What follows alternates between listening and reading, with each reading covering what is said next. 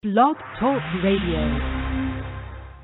Paranormal Review Radio.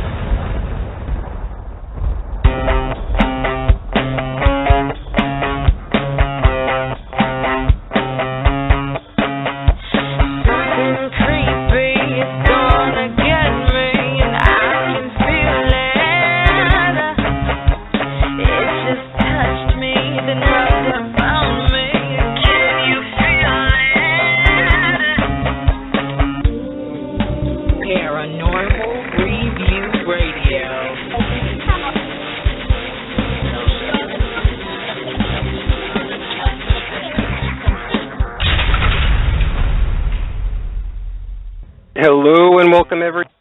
It is Friday night, and you're listening to Paranormal Review Radio, the only radio show without commercials and with more great paranormal talk. Thank you for joining us tonight. I'm Anthony Agati in New York. And I'm Lucy Liebfried in Chicago. Put the kids in bed and get comfy because you're about to have a Paranormal Friday night. Welcome friends, family, fellow investigators, and those who are new to the field. Do you have a question to ask us or a story to tell? Well, don't worry. You have two ways to be heard. Call into the show and be on the air live by dialing 661-244-9831. Press the number 1 to get your call in queue, or you can type in your questions in the chat room. Anthony and I will be referring to them during the show. And if you're listening on the archives or on YouTube, well, make sure you get here on Friday nights live. When you're not listening to us, you can check out our Facebook page and YouTube channel for some cool articles, videos, show highlights, and promotions.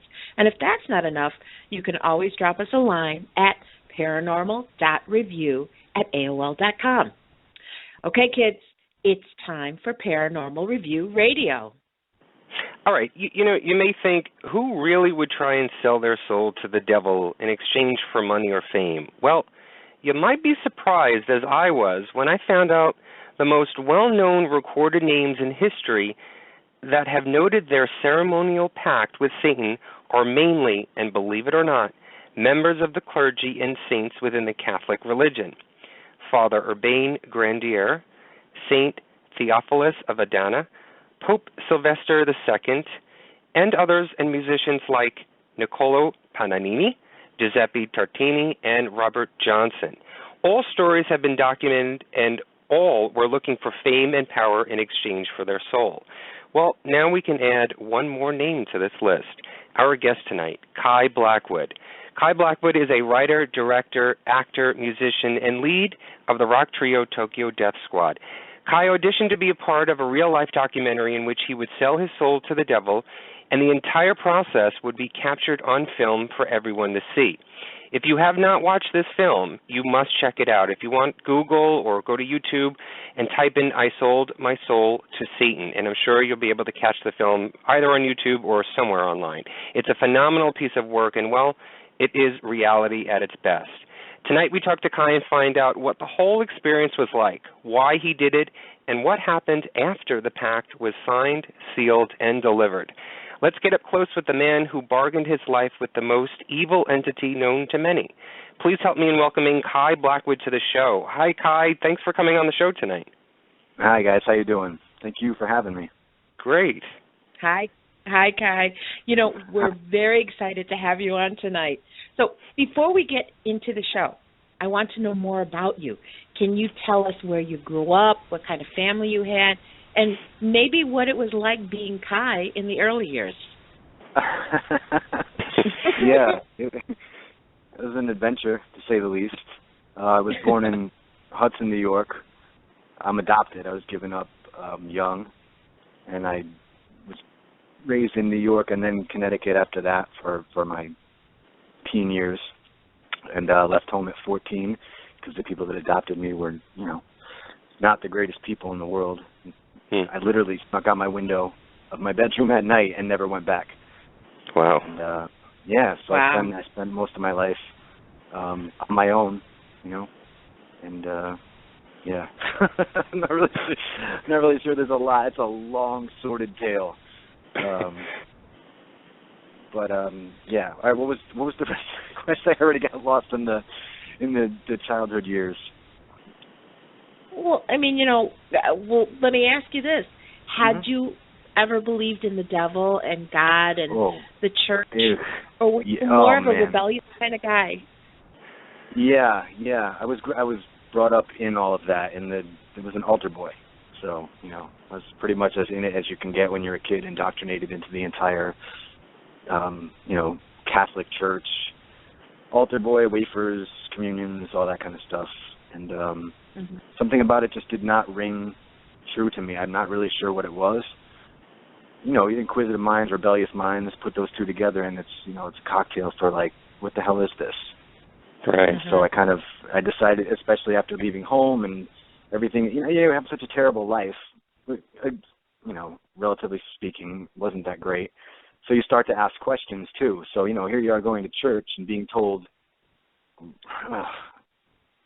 if you do good things, good things will happen, blah, blah, blah. But, I was a good kid. I was a straight A student, honor roll, all of that. I didn't do anything bad. I was not like some rebellious little jerk. I just wanted to, and it was not a good situation. So I think you start to wonder, why is all this happening? If I'm such a, whatever, as a kid, I'm like, I'm such a good person. Why is this happening to me? Poor me stuff when you're a kid. But you start questioning everything, and religion, it was just really biting me in the ass a lot. I didn't understand it. I didn't agree with it. And there was something that I remember specifically about a sermon. I know it's in the Bible as well, and he's probably quoting from the Bible. All your good deeds are as dirty rags. And I'll never forget that, ever, ever, ever, ever. At that point, what's the point? If that's their religion, and that's the basis of it, no matter what you do, no matter how good you are, it doesn't matter. It's all trash. I couldn't abide by that at all. It didn't sit with me. Well, so how did you come to audition and be a part of this film, I Sold My Soul to Satan? I mean, did the devil call you up one day and say, "Hey, you want to make a deal"? It was a total lark. I'd only been in LA for 6 months. And, I had some other things going on. I came here to make movies, and I just was scanning through Craigslist, and I saw this ad. It jumped out at me. Do you want to sell your soul to the devil on TV? That was the headline of the ad. That would catch me. Come on. It's my 6 months. I've only been in LA 6 months. I'm like, wow, you got to be kidding me. This is what a town, So I'm like, I'll just go completely on a whim just to see what it's about. Because it did speak to me. I mean, I despise is a strong word, but I dislike when people connect like heavy metal music and all that to that whole demonic thing. But it did play a part. I mean, I was a kid. I listened to all that stuff. I was really into all that stuff as a kid. Wore the biggest upside down cross I could find on my ear. That kind of thing. Just not because I was into the devil so much, just because I liked the shock value. But so it spoke to me. It definitely hit me somewhere special. But I did not in any way anticipate getting cast. Not at all. Like I'm fresh fish. I just got here. But so I go down to this building in downtown LA, and first of all, magically I got parking right in the front of the building. That never happens. But here's one of the many strange things that happened along the way. This is before I ever even walked into the building. You had to bring like a form. They printed out a form and stuff. Oh God, I don't know why it's escaping me. It's basically permission to a release form. I had to sign a release form, and I had it in this envelope. Manila envelope with those metal tabs that you fold over, right? Because I'm all super careful. I want to make sure it doesn't fall out. None of my information falls out. So I go to open it in the car so I can just have it ready when I get in the building. Slice my thumb wide open, bleed all over that particular release form where I had to sign my name and all that stuff. This actually happened. So now I'm bleeding all over. I have nothing to stop it. So I, wrap a little part of my shirt around it, and I run in the building. I have to walk up all these stairs. There's this old, horrible building, creepy people everywhere. It was insane. So we get there. By now I'm bleeding horribly. I kick in the door because I can't even use my thumb. anymore. I'm holding it to stop it from bleeding with the other hand, so I kick in the door. They're just finishing up an interview with somebody else in the midst of the interview, and everyone just turns around and stares at me. It's this white room. It's all painted white, a big spotlight on the one guy, and here I am standing there with blood pouring down my hand. So yeah, that was the initial. That was before I ever even sat down to interview. That probably had something to do with it. It was a pretty good entrance. I would say so. I mean, pretty much you sealed the pact right there with your blood. Yeah. I've thought about it many, many, many times since then. How odd that was that happened. Yeah. I'm not an accident-prone person either, so that was a very strange event. Well, I just want to ask one thing. I mean, you did mention, like, you know, how you say that, you know, people do tend to like equate like metal music with the devil and stuff like that. And you got to think about, like, you know, I listen to metal sometimes. Okay, you got people like King Diamond. You got there is some groups within metal that really do kind of spout this connection between them and the dark side. I mean, oh, absolutely. I was into all of that as a kid. I was into King Diamond. I was into Venom. I was into all the bands that were, you know, at the time. I mean, this was a long time ago, so it was new. Mm-hmm. It was exciting, and it was dangerous. I mean, what kid doesn't like that, you know? Yes, right.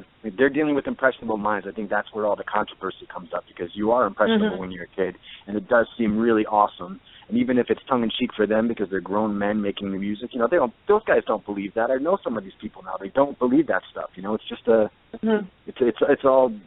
a show. The whole thing is a show, you know? Right. But it leaves an impression on a young mind, and that's where things can possibly go awry, you know? Mm-hmm. So Kai, as you were reading the Craigslist ad and you know, driving, you know, on the way driving to this creepy building and cutting yourself and running up those stairs, were you thinking that this ritual or this documentary, whatever this was, not so much the actual film itself, but did you think that what they were going to do as a part of this film was going to make a change in your life? No. To be honest, I didn't think it through that much at the time. I just thought it was hilarious. The ad was hilarious. And because of my background, I was like, I have got to at least try, just to see what it's about. It was more a curiosity thing for me. I did not expect to be cast at all. It's 5,000 people, you know what I mean? Right. Of all the people that went in, I was just like, you know, I'll just do it because I want to see what this is about. I'm new to LA. This is the craziest thing I've ever heard. And it was originally intended. I didn't even know what it was they were doing. It was originally intended to be a reality show pilot, and because it was just too hot of a topic for that, they turned it into a documentary instead. But yeah, I mean, I didn't know. And interestingly enough, I was the very last person they interviewed as well. I was like the last. There was nobody else after me. I got there late. I caught it on. I read the ad the day that it was, you know, that they were doing it. That they were filming it. Yeah, the day that they were filming all the interviews, I happened to read the ad. I called, and I just caught the guy before there were two guys doing it. I just caught one of the guys, and he just emailed me the form real quick, said, yeah, you know, print this out and come down, or, you know, we'll be done at this time, so hurry up. That's it. Yeah, I've watched the film, and it was pretty intense, and I don't know how you did it, let alone have a film crew follow you around and record it at the same time. And you had to do a lot of or pretty much all of the shopping and the research for the pact and everything. Can you tell us about what you had to do in order to prep for the ritual and sort of the things that you had to go through in order to make sure that it went right? Oh, God, there was so much. There was so much. It went far beyond going to these crazy stores. I mean, who knew they even had stores like that? That was like an occult superstore. Who ever heard of that? It's like Walmart for the occult. It was incredible. But, you know, finding those things, I mean, that actually made finding these bloodstones and things like that you've never heard of, you know, made that part easy. But, yeah, there's a lot that wasn't shown in the documentary. And, you know, I've gone on record as saying, like, I'm not down with the way it came out. I feel like they focused too much on the silliness aspect of it, and not, which is fine, because it is kind of silly if you think about it, which is fine. I'm a goofball, so that's cool. But there was a lot involved, a lot of serious stuff. Like I had to fast leading up to the actual ritual.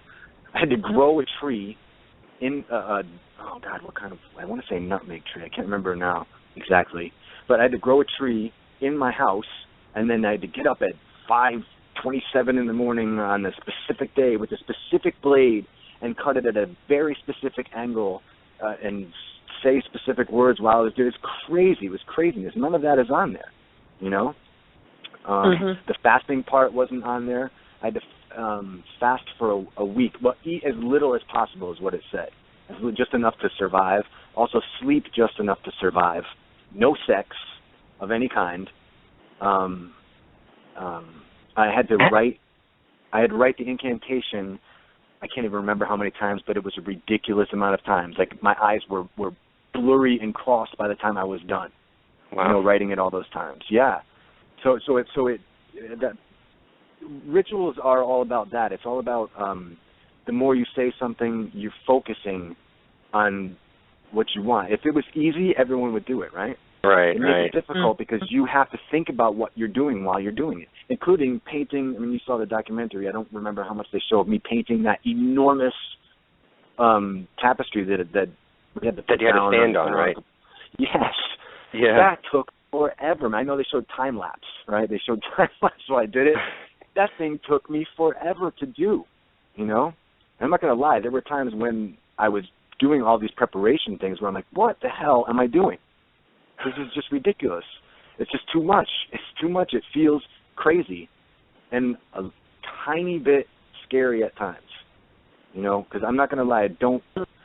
Most people don't know this, but I don't believe in that. I don't believe in a devil. I don't believe in the Abrahamic religions, and I just think it's a lot of nonsense. I think there's something else. I think there's something that we're all connected to, but that's not it. It's not some bearded man in the sky who, you know, wants you to love him, and if you don't, he throws you in a pit of fire forever. That's insane. That's man talking. You can tell those are human emotions, not infinite God. I agree 110%. And I'll just go on record with you guys. Alien, that's what I think. How long was the actual process? I mean, how many days or how many weeks did it take you to go through that entire ritual? The actual ritual itself, I mean, there was that 1 week that was leading. There was a solid week leading up to the actual ritual where I had to do all those things all at once.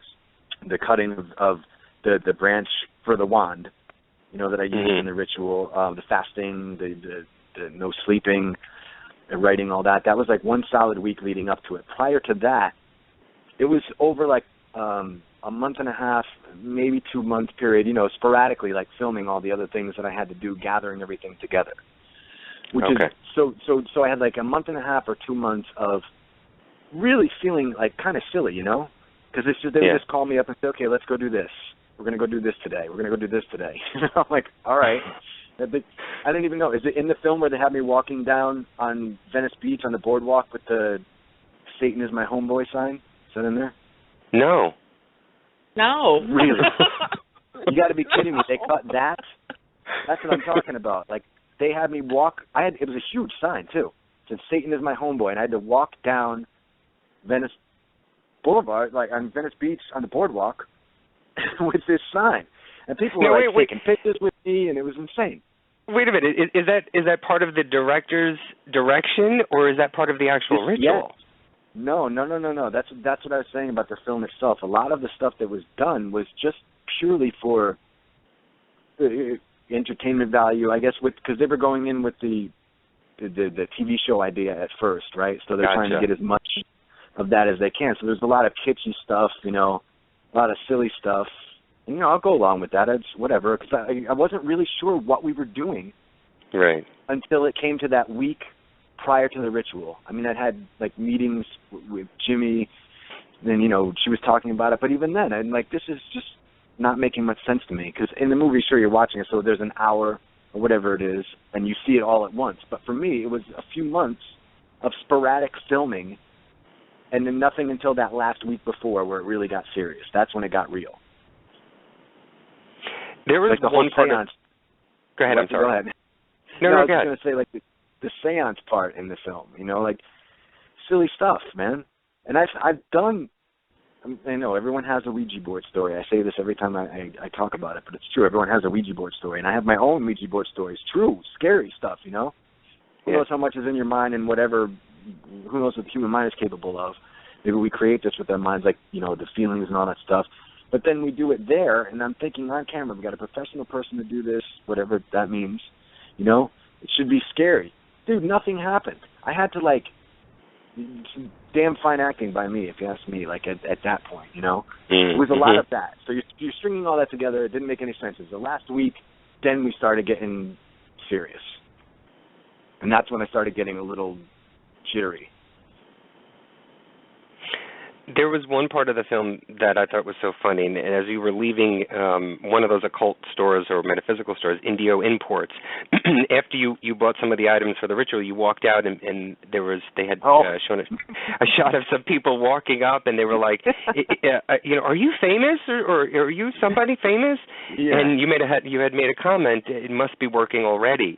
At any point at any point in the process, did you feel that this is actually going to work, or was it more like no? You made a promise and you had to go through with it regardless if it works or not? Thank you, Anthony, because you just said what I've been unable to say to many, many, many people who ask me. Yes, I was curious. That was my personal reason for doing it. I figured since no one's been able to prove that God exists by doing all the stuff that God tells you to do, maybe I'll just try. You know, in my mind, I'm like, okay, I'm going to do this stupid thing, and if some guy with wings sprouts wings and stands up in the middle of the thing, I'm just going to stop right there because then I know it's all true, and that's cool, good. You know, then it's all true. It's amazing, which, you know, I kind of knew wasn't going to happen. And then the other side of me is like, man, I said I was going to do this, so now I have to do it. and it's for me, too. I'm like, man, I said I was going to do this, and I convinced myself I was going to do this, and you almost don't want to punk out on yourself, right? Like, screw this, I'm not afraid, I'm going to do this. It was that kind of thing. So yes, it was a lot that, and I never thought it was going to work, not for a second. I only got afraid for naturally, like that last moment in the very end of the ritual. I had like this weird moment of weirdness, and other than that, no. Well, okay, you were married during the filming of this, correct? Yeah. Okay. What did your wife say to you? I mean, did any of your friends or your family try to talk you out of it? That said, hey, you know, don't do this. No, I don't. I don't have any family to speak of, and you know, no one that I talked to or anything, and no one out here. At the time, I didn't really know anyone out here because I just gotten here, so I only had my wife at the time, and she is more blasé about that stuff than I am. She completely thinks it's nothing but bunk, the whole thing. It's ridiculous, none of it. Don't worry about any of it. It's all stupid. So just have fun with it. She didn't care at all. You know, she did, and she didn't grow up with religion or anything like that. So she comes from she doesn't even have that stigma in the back of her head somewhere. You know, that little gnawing voice, that Catholic guilt. Right. She doesn't have that at all. Oh, trust me, I know about that. Yeah. You know what? Okay, so Jenny Darling, who's prominent in the film, and she runs that metaphysical store, she talks about how the ritual was meant to be a journey and not just a means to do the act. So looking back on it now, do you feel that this was made to be a journey for a reason? I would love to believe that. I would love to believe things like that. Like there was a reason that I did that. But as of right now, I can't think of one single reason at all why that happened.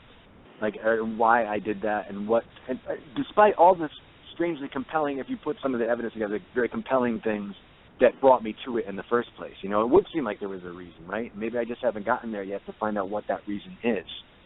But as of now, I don't feel like there was a reason. It just seems like something I did on a whim, and it just got a little too far. Or maybe not too far. It was the aftermath. I think I went too far. Well, okay, Anthony mentioned some of the notable people in history that had supposedly sold their soul to the devil. Yeah. Did you do any of your own research, and did you look into the history of the ritual and what could possibly come your way? Well, yeah, I mean, I'm not sure. Like, I'm not sure what cut of the film actually made it out there. So what everybody seen, but I did go to different people. They had me talk to different people who gave me lengthy dissertations about, the downside of doing it. You know what I mean? Mm-hmm. But and I had all the books that gave me everything: the Key of Solomon, Graham Grimoire, everything that I ever needed to read, I was given to read. So yeah, I did look into all of that. And as far as like historical figures, growing up with the music that I grew up in, of course, I was already familiar with many who are, reputed to have done that, rumored to have done that. Right. So yeah, I already had a pretty good understanding of the whole thing. At least I thought I did, So, when people think of a contract, naturally you think of lawyers, and you actually drew up the pact with the devil and brought it to a lawyer, and this is what was in the film, to proofread, which I thought was almost too hysterical. I mean, did you, at that point, was that more of the director putting you in that position? 100%. Or did you honestly think that, maybe choosing the words wisely and having a lawyer proofread it may make it sort of more beneficial to you? Well, I am a words guy. I know it's difficult to tell tonight, but I am a words guy, and I understand the importance of each word. I know how you can twist things. Anything can be twisted. The law can be twisted. I mean, people to this day look in our country. People are misinterpreting this, that, and the other thing, and no one knows what anything means because you have 10 other people dissecting a line that someone said and making it mean 10 different things. So it's very, very important that what you say is what you mean. And I think we've all read the stories or at least heard the stories of people who sold their souls. Fiction, most of it's fiction anyway. People who did that and didn't specify, so they got something ironic. You know what I mean? It wasn't what they wanted, but it was what they said. So yeah, there was that element to it. But it was. The director said we're going to get a lawyer. I think that'd be funny. So I'm just thinking of bringing the devil to court and saying no, that's not what I said in the papers. That's not what that meant. I was disappointed in the flying thing because I thought that would have sold it. When you actually had to sit down and sign the contract, you had to use your own blood, and that was there was a process and even a special pen for that and everything. What was going through your mind at that moment, knowing you had just made a quote-unquote deal with the devil? Well, the actual signing, like when I actually did the signing of that, again, I from what I understand, a lot of that part that was in the limo did not make it into the film, into the final cut. And there were some weird things that happened in the limo. And that's a fact. When it came to the signing part, that was scary. Now, I had the parchment. It's very hard to write on. I don't know if you've ever tried to write on parchment, but it ain't easy. Especially with the pen I had to make that ink myself. That sucked. Yeah. So, I'm writing on the parchment in this limo, and I'm not kidding. This happened. And again, I've been told that it's not in the film or didn't make the film.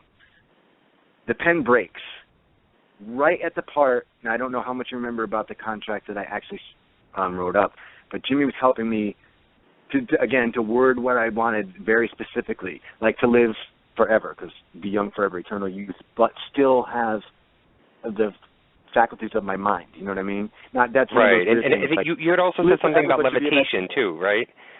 Yeah. Well, she made me change that. She said that kind of disheartened, that deflated my sails right there. I was like, come on, man, I want to fly. Right. Because if the devil can't make you fly, it had to be something that could actually happen, right? Yeah, but to me, we're talking about the greatest, the guy who was tough enough, the one entity in the entire universe that was tough enough, supposedly, to stand up to God and give him the finger. Right. He's the only guy that had the balls to do that. So that guy couldn't manifest, something that would allow me to fly. That doesn't fly with me. You know what I mean? That just doesn't compute. If he can't do that, how's he going to do any of the other stuff? But when I was when I was writing out the contract, so the pen breaks, right, just as I got to the part about the mental health. So Vicky, Jimmy's partner, gave me we didn't have anything else. I was screwed. So she gave me an eyeliner brush, cleaned it off real quick, and I used the ink and put it in there. Now, as I'm writing out the contract, the writing became very erratic. And oddly enough, right at the mental health part. And Jimmy even pointed this out afterwards. Like, all of a sudden, it wasn't just neat. Well, my writing's not neat, I'm not going to lie, but it was neater than it became.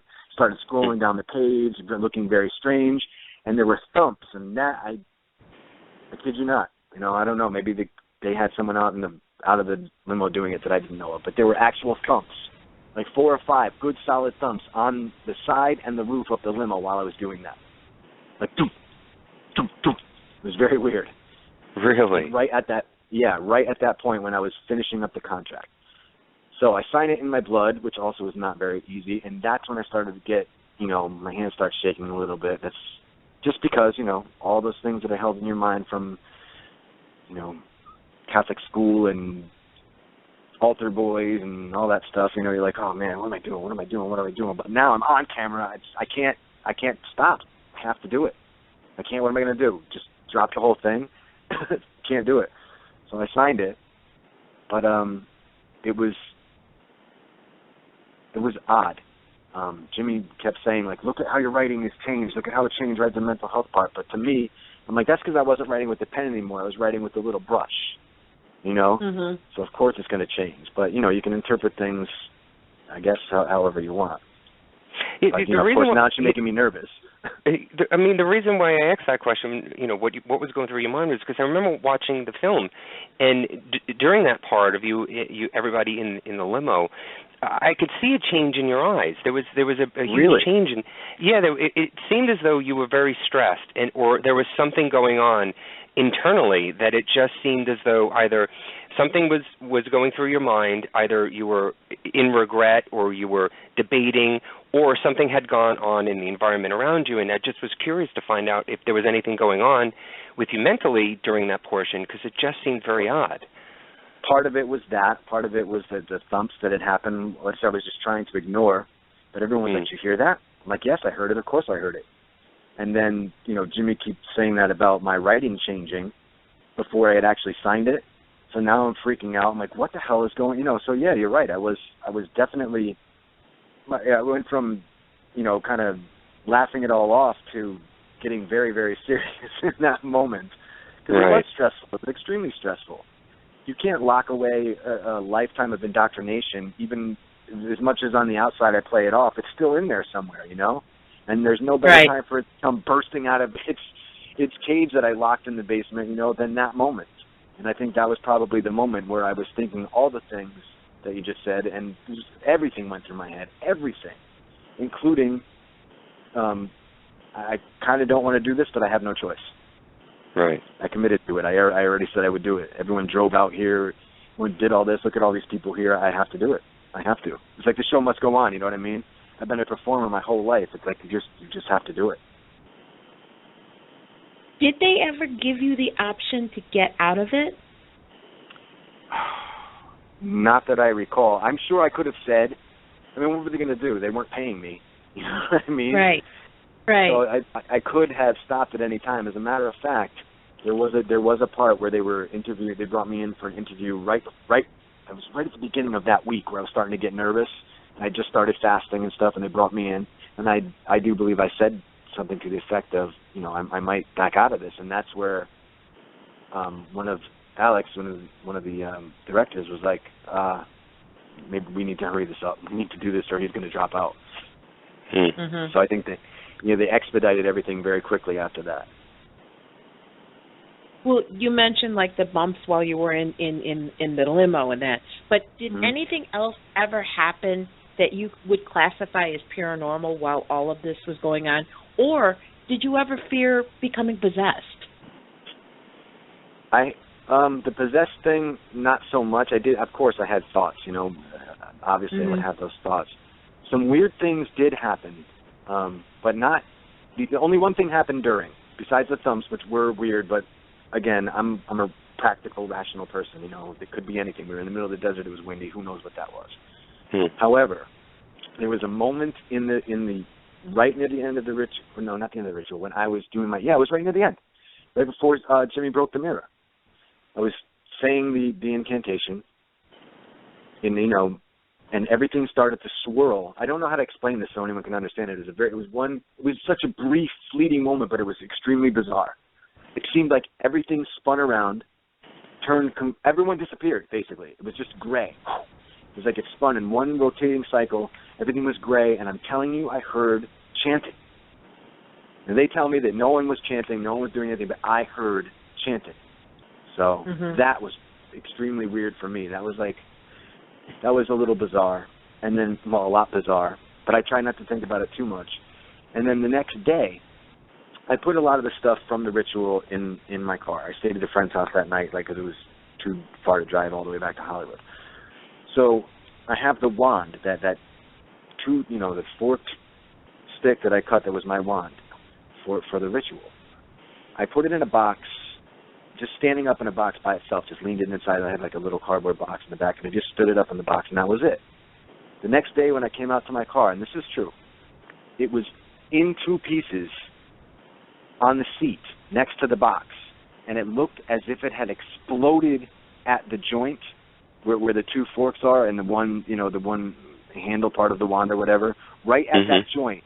Both sides were like exploded out as if it exploded from some sort of energy inside, which I thought was extremely, that weirded me out more than the hearing chanting thing. That weirded me out a lot. Because, that was the conduit of the power. No, there was nothing. My car was locked. It was just sitting in my friend's driveway all night. It was the first thing I saw when I opened the car. Yeah. You know what? You guys did a seance, and we've had Patty Negri on the show with us before, and she's a witch, and she's a psychic in Hollywood, and she does have a part in the film. She did host the seance to help you connect with Robert Johnson, the musician who has allegedly made a deal with the devil. Patty, right? What was that like? Yeah. What did it do? Did it change you or confirm your decision, or just what was that like? What was that seance like? It was not what I expected it to be. I don't know if there were too many people or just weren't in the right frame of mind, but I didn't feel anything. Nothing. And I was disappointed. And that's how I felt when I left that. I was let down. Because to be honest with you, that was the first time while we were shooting anything that there was the potential for something scary, to happen. So of course I'm like, oh my God, we're going with like real people who really do this, not just a bunch of kids sitting around a Ouija board, right? But yeah, man, nothing happened, at least for me. You know what I mean? And I'm pretty perceptive. I've seen some pretty incredibly bizarre things, but nothing. I did not feel anything whatsoever, and I so wanted to. If I had felt anything unusual there, I probably would have stopped right there. Well, maybe it was more theatrics than anything else, right? That's how I felt. I felt like there were too many people and, cameras there and all that stuff. So I think I do feel that if that's I feel like that takes away from things like that. You know what I mean? Yeah. There's a difference between the very somber mood that you get into and the very serious mood to do something like that privately than when, there's cameras and it's like you kind of have to you're on the spot to perform and you're on the spot to produce something, like produce a ghost right now, you know what I mean? So maybe the magic just wasn't there that night, but I was definitely let down and a tiny bit relieved. So a good part of the film has the cameras focused on you going through the journey, going through the research in the books and with Jenny and going to shopping and getting the prep and getting everything ready.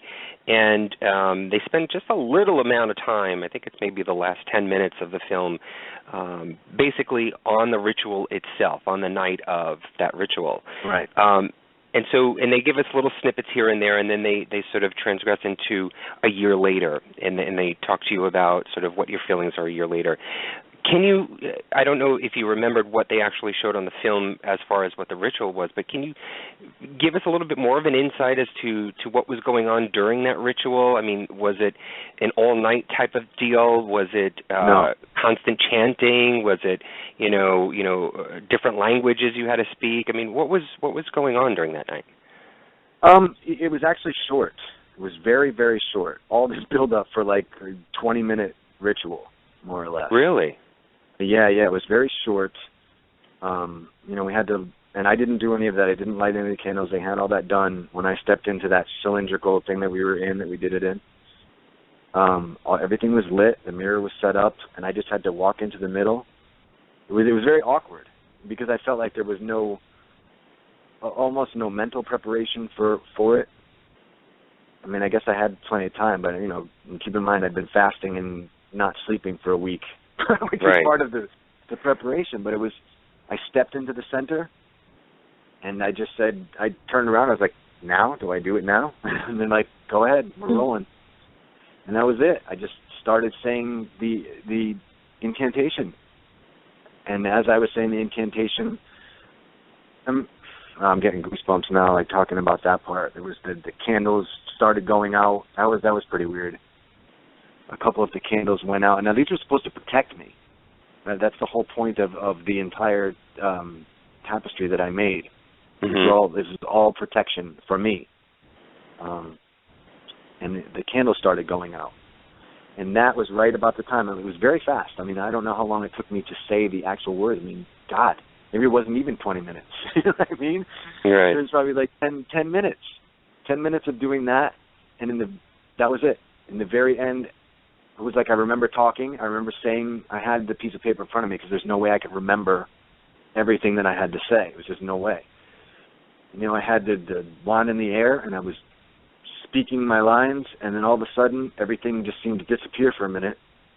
And that's when I swore I heard, like, chanty singing. It was so bizarre. And then, next thing I know, mirror smashed. Jimmy smashed the mirror, and that was it. 10 minutes, maybe. And so what do you do with that actual... 10 minutes. What do you do with that actual contract that you signed? Ritually, did you have to do anything with that itself? Well, what I was supposed to do, this is why Jimmy broke the mirror. She said the candles going out meant that I was no longer protected. So whatever came in could get to me. And she said they were good. The other ones were flickering. It was basically, she was doing it to protect me because I was supposed to throw the pack onto the mirror. That would have sealed the deal. So technically, I didn't finish the deal because I did not throw the pack. Jimmy broke the mirror, severing the deal.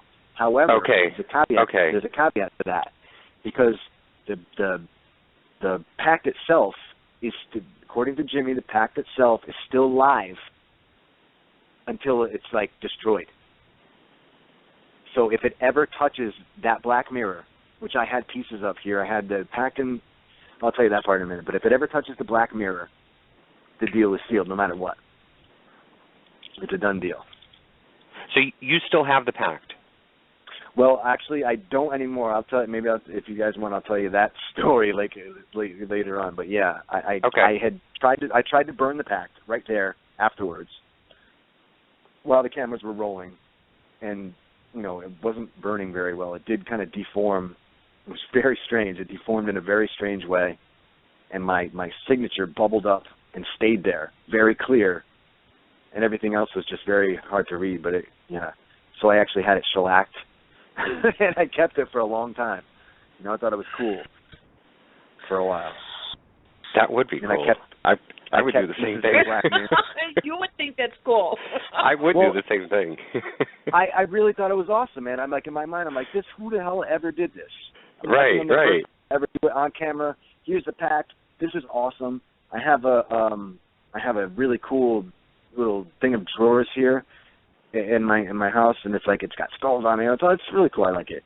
And I had parts of the actual black mirror, and I had them very separate from each other.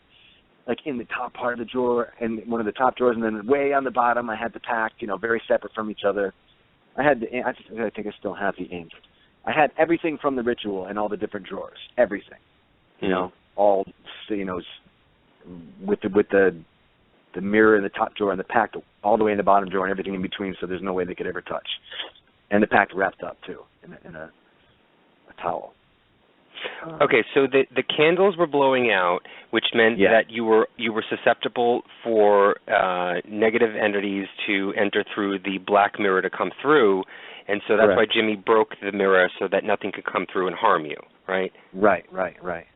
And so then the idea, though, if everything went well and the candles were still lit, you were supposed to put the pact on that mirror, and that's when, quote unquote, the devil was supposed to take the pact and sign, seal, and deliver it, basically, right?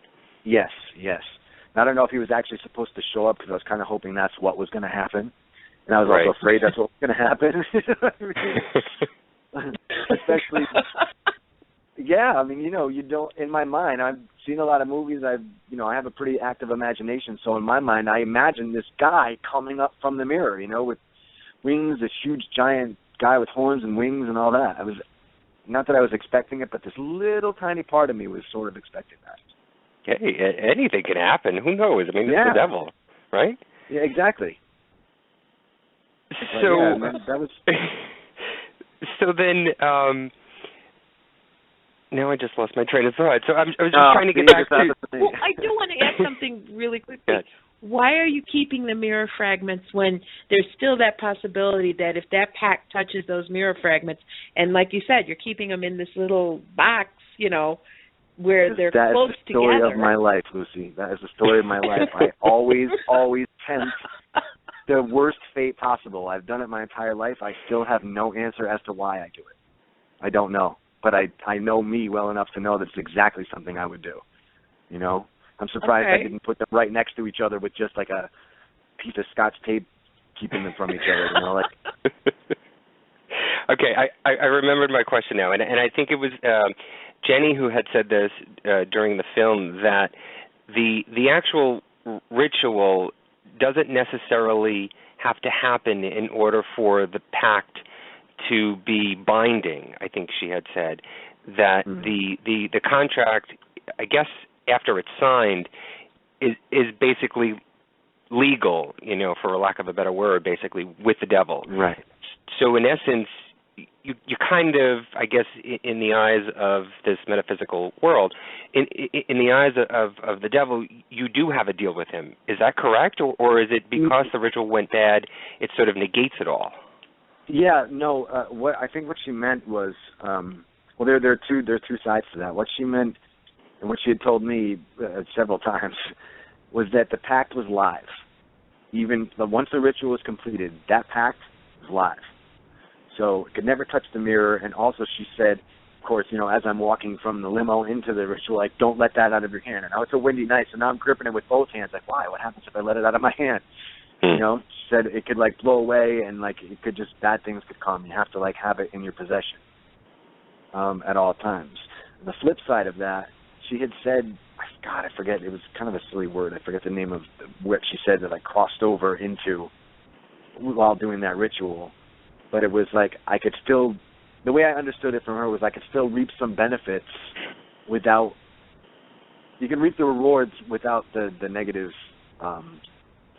aspect of it, which I'm still not really clear on how that works. But I think because I successfully crossed, that was it, I successfully crossed whatever that word was that she said, and came out unscathed, more or less. So I had I touched something, you know what I mean? I touched something, so therefore I can reap some benefits. Because, her whole thing, that she said that a lot throughout the movie, it's about you be your own God, and you demand that they do what you want them to do. And it's a lot of stuff that I don't really subscribe to that so much. It doesn't make a lot of sense to me either. But I like hearing it. It's interesting stuff, but my experience doesn't really. No, I don't think so. No, in my experience, that's incorrect. Do you still keep in contact with Jenny or anybody from the film? I hung out with Jimmy and Vicky quite a bit for a while after the film, and then we just sort of it happens. It happens in LA a lot. Everyone just kind of falls off back into their old routines or gets new routines.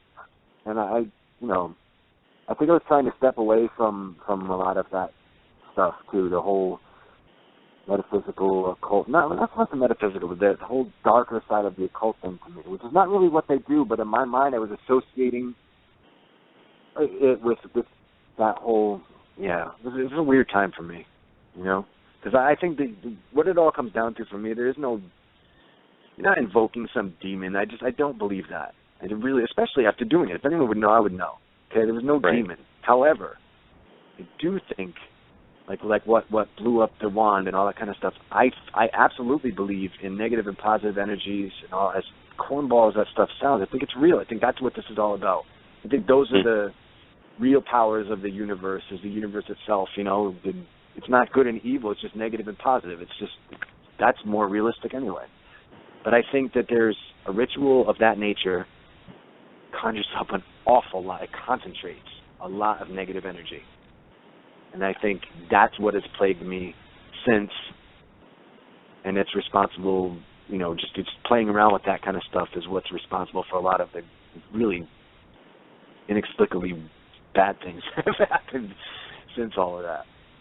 I could be wrong. I'm not an expert on that stuff. It's just my personal experience and my beliefs, because I'm angry with myself, too, that I even did that whole thing in the first place.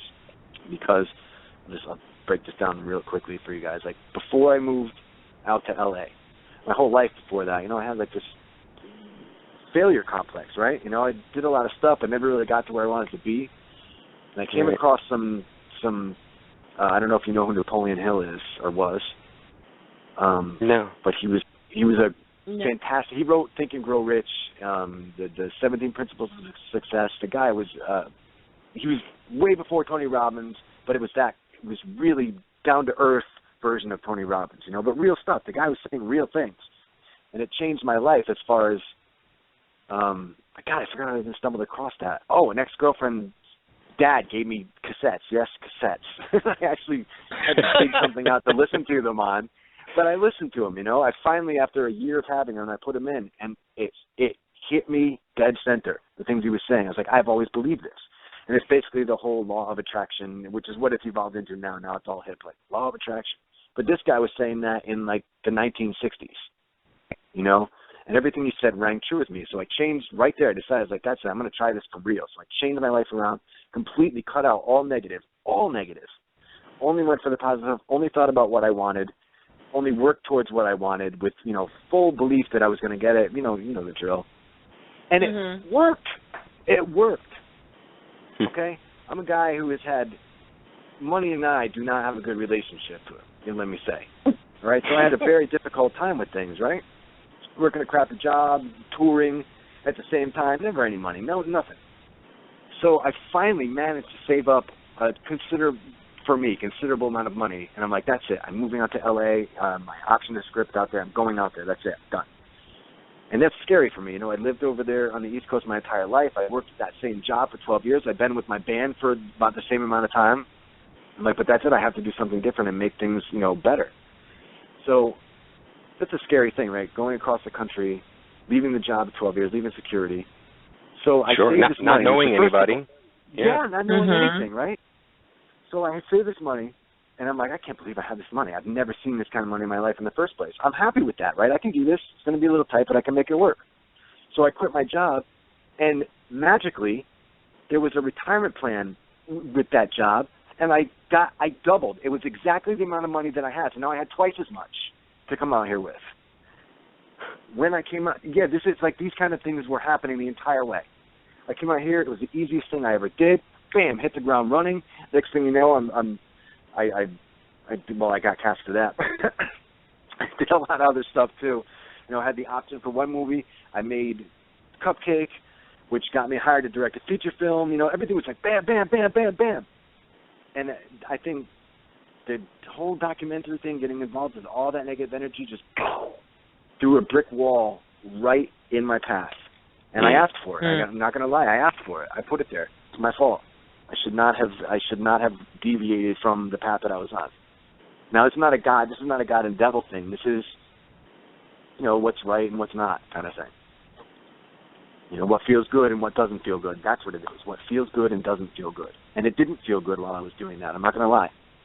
Yes, I thought it was shock value. Yes, I was the back of my head, I was like, fuck, I'll be notorious for this. You know what I mean? This will be great. It'll help me. You know, and instead, I don't think that it has at all. And I think it's done the opposite. So, yeah, sorry, that was a lot of talking. No, that was great. No. I mean, it's Believe me, interesting. you guys let me go, I'll just go. That's fine. But, you know, we've got a caller on the line. If you're okay with it, we want to take a caller right now. Yeah, sure. They're not going to hate on me, right? I don't think so. Okay, hold on. Let's see. Hello, you're on the air with Kai, Anthony, and Lucy. Who is this? Hi, this is Noah. How's everyone doing? Hey, Noah. Hey, Noah. Hi, Lucy and Anthony. Kai, great to hear you live. I watched your documentary this week in anticipation of the show. Very interesting stuff. Thanks, man. The one question I had for you, and I'm not hating on you at all. I think it was very brave what you did, and I would have been tempted and probably done the same thing. Do you think, this was the one question I had, because of your skepticism, do you think that had anything to do with it not, quote, taking? That's a really good question, Noah. Seriously, I thought about that many times. Possibly, it's possible that my not believing all the way. I always thought that my fear, my secret fear, would negate the not believing, and kind of cancel it out, and it would go through anyway. So I don't know, but it's possible entirely.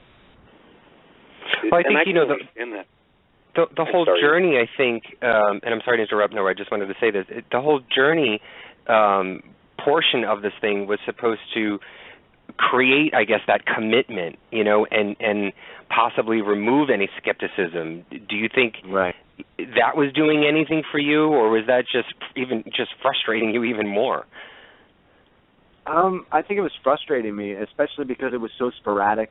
The way it was being filmed, the way that it was actually set up. This wasn't a get down there, right to the grind, and we're going to do this from front to back and not stop until it's done. This was like shoot a little bit here, shoot next week, shoot a couple weeks later, that kind of stuff. So that there were long lulls in between, even shooting stuff, and a lot of stuff we shot was not really relevant to the actual ritual itself. It was like the fluff around the ritual, I mean, the ritual that you saw lasted 10 minutes, so you need to fluff that up a lot, I thought the journey could have been portrayed a little better because I did have moments of fear, there was a lot of that. But, yeah, a lot of skepticism, but I didn't really talk about the skepticism that much.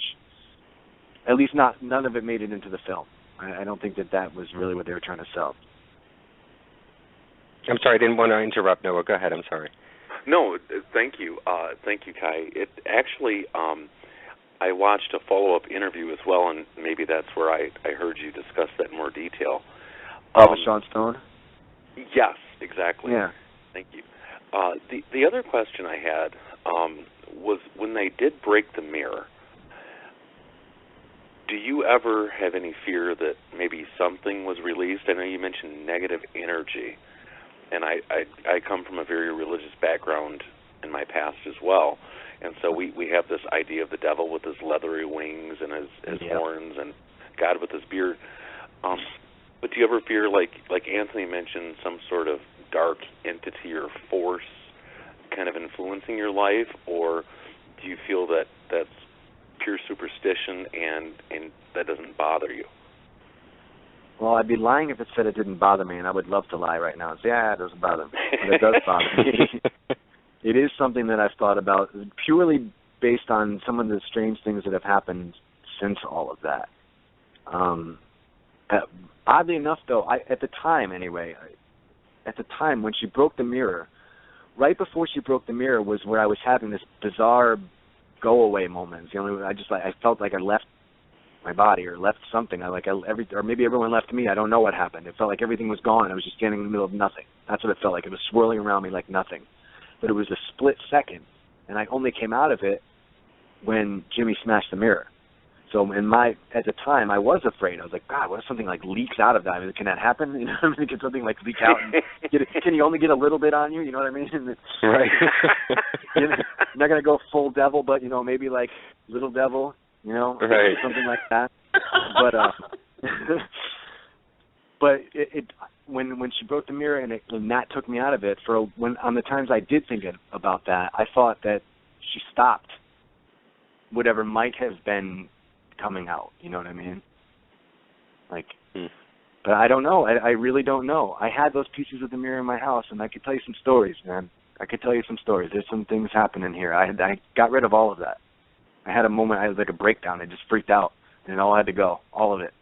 Because in the back of my mind, even though I wasn't thinking about that stupid ritual, because it was a couple of years, and like but I was thinking about it, and I was always thinking about it. And anytime something bad happened, especially some of the things that happened, I'm like, what the hell is going on in my life right now? How could this possibly be when everything was going so great? You know? So what the hell is happening? And that's when I started going there. Like, oh man, I kept looking at that chest of drawers, like, damn it, I gotta get rid of that stuff. But I don't even want to touch it now, right? That's because I'm not superstitious, but I am. Do you know what I mean? You don't want to be superstitious, but you are. Yeah, exactly. Like the rational part of me is like, that is so patently ridiculous, Kai. Don't even think like that. It's stupid. Right. Who thinks like that? What are you, a child? How old are you? But then the other part of me is like, but, right. You know, there was that whole devil thing. Remember that? So. Well, I thank you for your time, Kai, and I want to say that I hope all the listeners watch the documentary. It's really engaging, really interesting. I also hope they watch Cupcake. It's an awesome movie. And thanks, your band is awesome as well. So thank you so much for coming on. And Lucy and Anthony, thank you for letting me come on the air and talk to Kai. Always a pleasure, Noah. Not a Thank problem. you. Thanks, Noah. Take care, Noah. Have a good night, everyone. You too. All right. Awesome. All right. That's all right. Well, then, no, the reason I've gotten I've gotten horrible. You don't even know some of the correspondence I've gotten from people out in, you know, cyber world. Horrible things. Like I'm afraid to open, like my emails or my Facebook Messenger. Sometimes I'm afraid. If I see it from somebody I don't know, I'm afraid, because some of the things that have come to me are just so horrendously awful. No one should have to read that shit about themselves. Nobody. So bad. And I'm sure that they're probably all from, or most of them are from the religious fanatics. Yeah, a lot of them are from religious fanatics. Some just from jerks. I don't know. Yeah, but a lot of religious fanatics. Look, man, I'm not cutting on anyone that does that stuff. I don't believe in it, and I think it's, well, whatever. I'm not even going to go there. I don't believe in it, and I have my own opinion on that stuff. But if you do, that's cool. You know what I mean? That's fine. But those people are so intolerant of anyone. Mm-hmm. I mean, and what did I really do? I didn't do. It was for me. It was my journey of exploration, right? My spiritual. I'm going to do what I want, and that was my way to explore spirituality and see if there's any truth to it, which is really the bottom line of why I did it. It had nothing to do with riches and fame. That was all fluff show stuff. You know what I mean? That stuff I had to do for the show for a reason to have done it. I could care less about that. I'm going to get that on my own anyway. You know what I mean?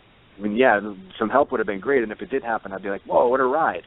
But that certainly wasn't the motive. The motive was, is this real? I need to know, with all my background, all my life of with believing and not believing, and all right, look, who doesn't want to believe that when you die, you go to some fantastic place where everything is awesome, and you never die, and you never get old? That's amazing. Are you kidding? Where there's angels with wings and they help you and everything is awesome, right? That's the greatest thing in the world. Who the hell wouldn't want to believe that? Of course I want to believe that. I would love to, man. Show me that's true, and damn, I'll do whatever you want me to do. However, the rational part of me says there's no way. So, of course, you have to explore it. That was my way of exploring it, because the other way, going to church and doing all that stuff, that just made me not believe it. So, I want to believe. I'd love to believe, but I don't. And I'm afraid of death. I'm terrified. I have been since I was a small child. It doesn't even make any sense. I mean, what 6-year-old kid is terrified of death? But I was. Always have been. Okay? I can't even talk about it too much because it'll keep me up at night. But yeah. So yeah, of course, I want an answer, man. I want to know where we're going, what's happening, because right now the way I think is we're dead and that's it. That's it. And I mean, you're just human. That's what humans are. They're curious to find out the truth. They're curious to find out an answer. That's all it is. Yeah, I'm sorry. Yeah, but before I got on that tangent, sorry about that. Like, yeah, the whole point of before I launched into whatever the hell I just said, the whole point of that was people lambast me and say, terrible, terrible. I can't even believe it. And these are supposedly literally Christ-loving people. Right. Yeah. You know? And the things like, shit, you go right now, go to like the, I can't even go to it, man. I haven't gone to it in years. The stuff I saw a couple of years ago was horrible. On the trailer for Sold My Soul to the Devil on YouTube. Oh, my God. The things that people say are just unbelievable. Unbelievable. The things that came to me personally, death threats, I kid you not, among other things. Death threats. What the hell is that? Really? And that's supposed to be better than what you did on film. Exactly. Exactly. And what did I really do? You know what I mean? And that's the other thing, too. Everyone, a lot of times when I ask people, because I will confront some people. Some people I'll just let it go, but some people, one guy really, I didn't like what I was reading at all. And I was like, who does this guy think he is? And he said he's going to, what did he say? He's going to shoot me, stab me, and then strangle me. It was a big, long thing, you know. He was like an ex-soldier and all this kind of stuff. And I just wrote back to the guy, like, who the hell do you think you are? And how could you possibly think you know me after watching some 60-minute documentary that shows this tiny fraction of a time capsule of a little portion of my life? I just blasted the guy, you know what I mean? Yeah. And then he apologized. He's like, oh, I was drunk and I watched it. I'm like, I don't understand that rationale at all. But yeah, man, people have said horrible things to me. The killing thing, I never understand. How does that even factor in? How do you watch? You know what I mean? Like, I watch show. Like, all right, I've seen Friends. I hate Friends. Do I call up any of those people and be like, yo, man, I'm gonna kill you? No, it's insane. Well, like, where do you make that leap, right? Where does that leap come in? Like, I'm gonna kill this guy. I don't get it. Okay, you know, I right now, after talking to you, I do understand why you did it. I mean, it's your search for an answer. This is your personal search, and it just happened to be put on film. The people that you were working with, though, do you feel that they truly believed that something was going to happen? Did they believe in this? No. One of the director's wives was not happy with him because she was religious, was not happy with him for doing this and, you know, bringing like another person into it, meaning me, you know. And the other guy, I always felt like he kind of, it's crazy, like a little evil about that, you know what I mean? Like, maybe not evil's not the right word. I felt like he wanted something to happen, or I don't know that he expected anything, no, but maybe he did. It's all craziness. A little scummy, kind of, you know, typical Hollywood. He wasn't even from here. He was from somewhere else. Was he from Switzerland? He's from Switzerland, you know? But there's something about him that you felt like he had, like he knew something that he wasn't saying. That's how I always felt with him. You know something you're not saying. That's what I felt with that guy. I've always felt like that with that guy. And we actually became friends for a while before we had a falling out later on. You know, we hung out many times afterwards. And I still felt like that. I always felt like it was something this guy was not telling me. So, and it was his idea, interestingly enough, get someone to sell their soul to say, and it was his idea. But no, that overall, I don't believe that they, you know, it was certainly not some diabolical thing to bring someone in and sacrifice them or whatever. And it was interesting because they were both told several times with people that we talked to for the documentary that they were also guilty. And that anything that happened to me would also befall them because they put me up to it. You know? Right. There is you can't just do it. You can't just push someone into the fire and then not get burned yourself, you know? Right.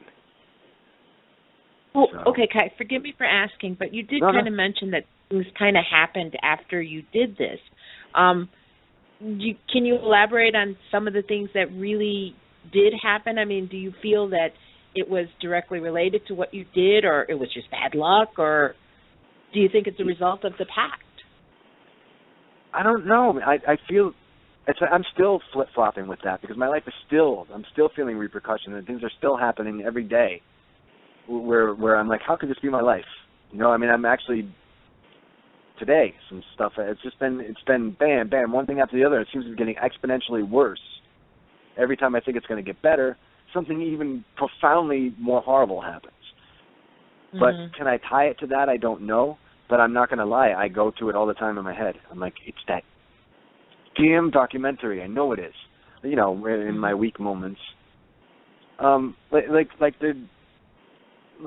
I said before, yeah, I made Cupcake after the documentary, but it was right after, before it was even finished, like, being made, you know what I mean, and before it came out. And I'm not going to lie, I think that, if there's any power to any of that negative energy, something about putting it out there seems to have increased the negative power. This sounds ridiculous, I know, and I'm still like, did I really just say that, or am I really thinking that? But a little bit, I am thinking that. Right, like, right.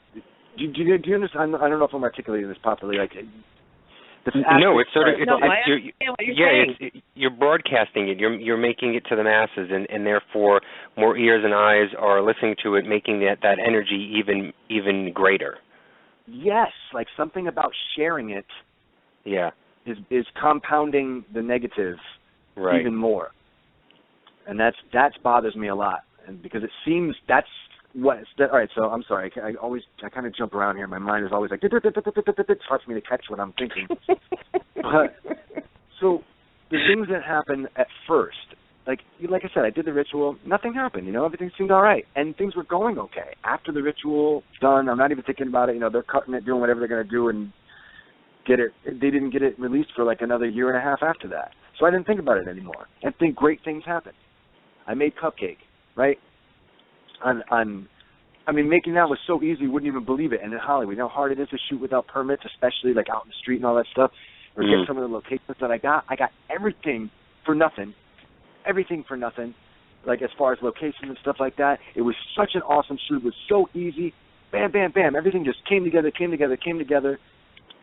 I won some awards at some festivals. Before I even got to send it to any more festivals, I got a call to direct a feature film based on Cupcake. Based on the merits of Cupcake, I got a call to direct a feature film. So I did that. So I've only been out here for how long, and now I'm, doing exactly what I came out here to do. Now I'm directing a feature film, somewhere out in the middle of Michigan and all that kind of stuff, and everything was great. And then, you tie these events in your head, and all of a sudden, those guys release the DVD, and then everything goes downhill. Everything goes downhill, including even like the finishing up of the feature film. I can't even. Yeah, that wasn't fun. That wasn't good. There's just a lot of conflicts, between what I wanted and what I thought they hired me for, because that's, it's my aesthetic and all that kind of stuff. But I'm not happy with it. You know what I mean? So that was very disappointing for me. It still won awards. It got distributed worldwide on DVD. You can get it anywhere, and it's on Netflix, right? So that's good, but there's a lot of bad with it. There's a lot of stuff that I'm very, very, very unhappy about with that film, right? And then I had options for another film, and then all of a sudden that falls through, and it's just like one thing after the other, after the other, after the other, and it's just exponentially worse and worse and worse.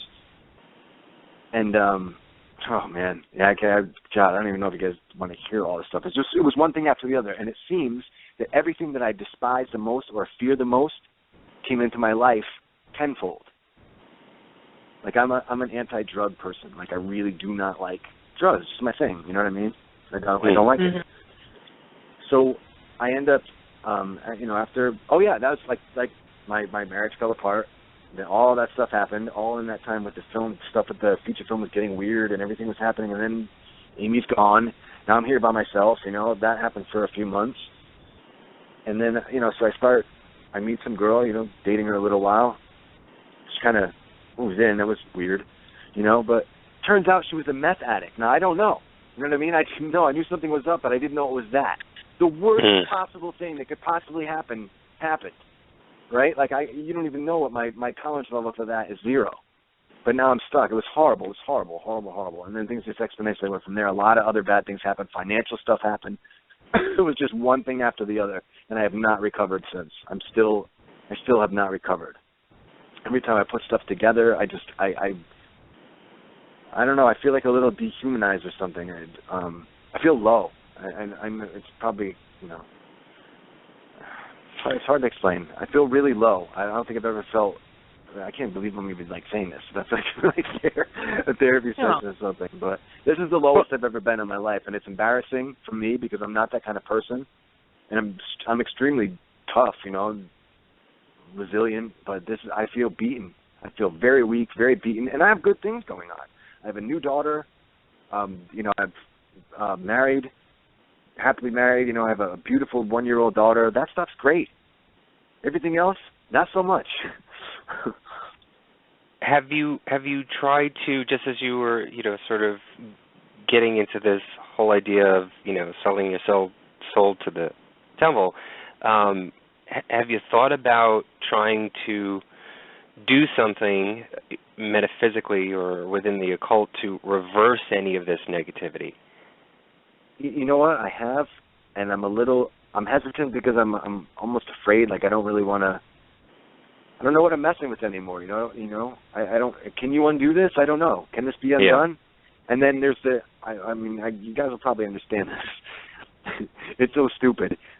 It's like that self-defeat thing. Like there's that little bit of residual Catholic guilt. It's like you deserve this.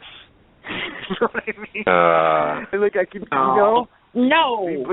But you understand, like that's actually there. It's like actually there somewhere, and it bounces around in my head, and I hear that voice, like you deserve this, which is just crazy.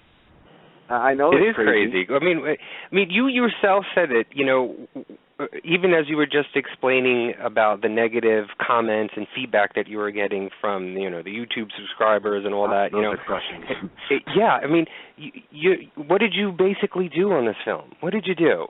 Really nothing. You know, you experimented. You did a journey. You were trying to find truth. If this truth is truth, then I believe that there is something that can be performed to reverse it, or to ease off, or to lessen whatever it is. If what you were talking about before, Tony Robbins, maybe it's more of that nature and getting into creating more positive energy around you and changing the way that you're thinking, or trying to change your mode. And to me, that's not defeat. That's just strengthening yourself more. I don't believe that you're being a defeated person and having to pick yourself up. I believe you're standing already. You're just lifting yourself even more. Right. Yeah. I think it's. Yeah. I don't know what it is. You got to think it, Kai. You got to think it, Kai. I'm bad at this part of it because I don't. If there's someone out there who knows something that can be done, because I hear from a lot of kooks too. I get a lot of that. I get a lot of kooks, a lot of weird stuff, and I'm like, no, man. And I don't say that to them. You know, everyone's got their own thing. That's cool, but it's not for me.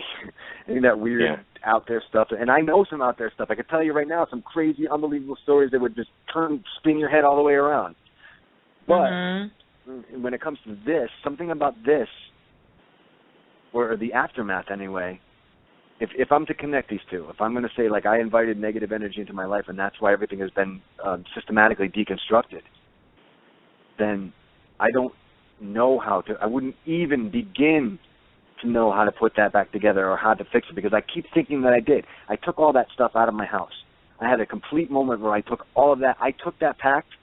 It was wrapped in a towel. I wrapped it in another towel. I took a hammer, and smashed that thing to powder. Literally, it was powder. Nothing but powder, no big chunks, no nothing. And then I poured it all down the toilet and flushed it because I didn't want it in my house anymore, and I'm going to tell you why. I used to have, well, I got rid of that too, but that was a different reason. Cats. And it's awesome, big, poofy red couch, right? It was the biggest, most comfortable red couch in the whole world. I loved it. In the way that my living room is set up, right behind it was that drawer with all the skulls on it and all the drawers. Now, I had a friend over who, because I'd been having some weird things happen in the house, like around that time. And she was like, I want to see if any of that happens. And again, I'm not one of those people. I'm not one of those kooks. All this. But some weird stuff was happening, like very bizarre things. So she's sitting at my house in the puffy couch, leaning back in the big puffy pillow on the big puffy couch. And we're talking for, about a half an hour. Like, let's go get something to eat. So we go to get something to eat. She tells me why we're out to eat. She's like, I didn't really feel anything in your house except for sitting on the couch.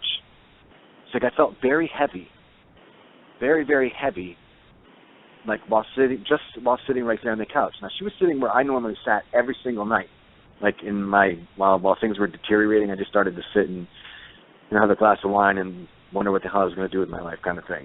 However, when we went back to my house, you could still see the indent because it was an awesome night. Did I mention it was puffy? I had a puffy pillow, but it was still there was still an indent from where she was leaning on it. It was directly in front of that drawer, all those drawers where the pact and all the stuff from the ritual was. Right, and that's the only place. And she didn't know that. She had no idea that. I don't even know that she knew about the whole devil thing in the ritual. But she said that was the one place where she felt like an oppressive heaviness, like I think she said thick heaviness in my house. And after that, I was like, that's it, I knew it. And I just took all that stuff out. I carefully took the mirror pieces out by themselves, threw them all out separately, and that's why I didn't throw the pack in the garbage. That's why I crushed it into tiny, tiny, tiny pieces and flushed it down the toilet, so there's no way that those two things will ever meet. Even in its dust form, it will never meet the mirror. And I took everything I had to do with that. And you're still living in the same house? Yeah, I've been living here since my entire 8 years in Hollywood. I've been living in this apartment. Yeah. And there's some bizarre things have happened here, too, so I don't know. I wish I knew. It's like I'm probably straying, like, way off here. It's like I'm starting to feel like I said, like a therapy session. I don't really talk to many people about these things, you know. These are like the only times I get to talk about it with anybody. No, it's cool that you're so open. I mean, I'm glad that you're talking to us about this. I mean, it really, I think it's good for you. But, you know, one thing I do want to say, it's like, okay, I'm sure there's somebody out there that's thinking, okay, they might want to do this someday if they can get something good in return.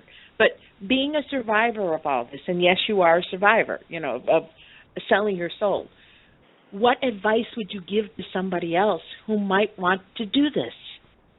Interesting, Lucy, because I get those all the time. Not a day goes by where someone from somewhere in the world does not write to me with that exact question. Usually, sometimes it's just, I want to sell my soul, tell me what to do.